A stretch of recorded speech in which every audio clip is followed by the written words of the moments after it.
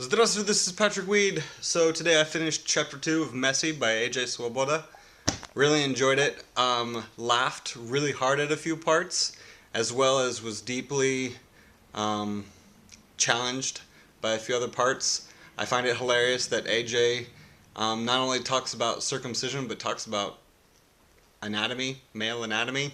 I'll put it that way to keep this video safe. In a very serious way, but at the same time, I was just like, dude, you put that in your book, oh my gosh. But the reason he talks about it real briefly is just talking about the standards that Jesus had set, that God had set for the Israelites, to where basically if you're going to follow Jesus, you are committed.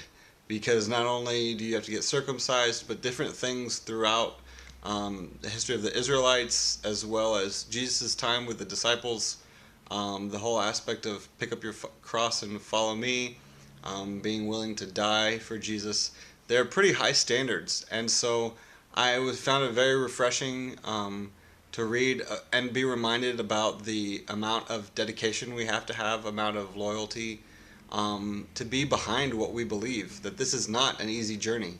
And then nobody ever really should ever say that it will be, because more than likely it'll be hard, just like we talked about with chapter 1. The other thing that I found quite interesting about AJ's book, which really speaks to me a whole lot right now, is he shares quite a bit about when they first started their church up in Portland. I appreciated how he described Portland as well. But he described it as weird, which just, if you've ever been to Portland, you understand.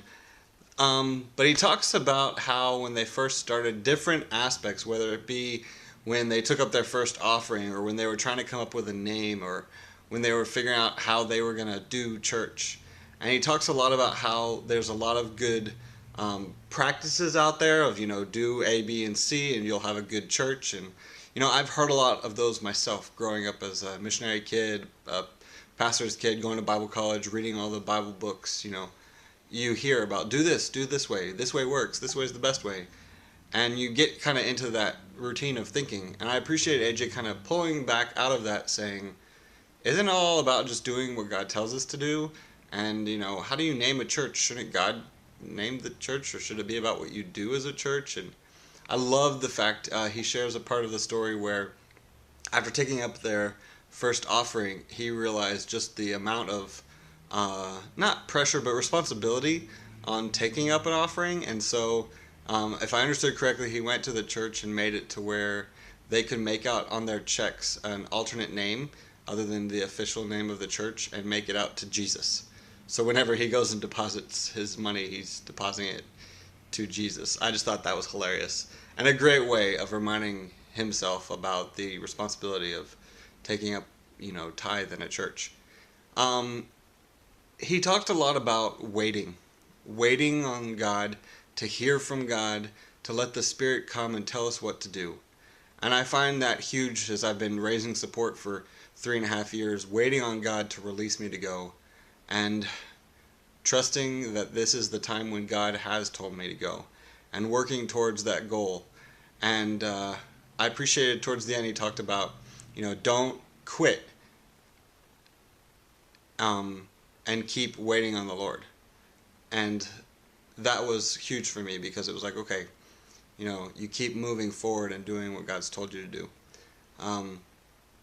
Yeah, it just really spoke to me as far as hearing him talk about planting a church when I'm trying to save up support to be able to go and plant churches overseas. And it just spoke to my heart and challenged me to remember to connect to God, to connect to Jesus, to remember what it's all about, to remember the standard that has been set before us, the level of commitment we have to following Jesus no matter what. So I hope that you're enjoying these little snippets from my point of view about the book. It's a great book. I love it so far. I really can't find enough time to read through it, and so I'm trying to I read a page here and then go change a diaper, and then read another page here and go, feed my daughter, her breakfast. And so it's a good book. I love it so far. Can't wait to share with you guys what chapter 3 is going to be about. So stay tuned. Have a great weekend. We will talk to you later. All right. До свидания.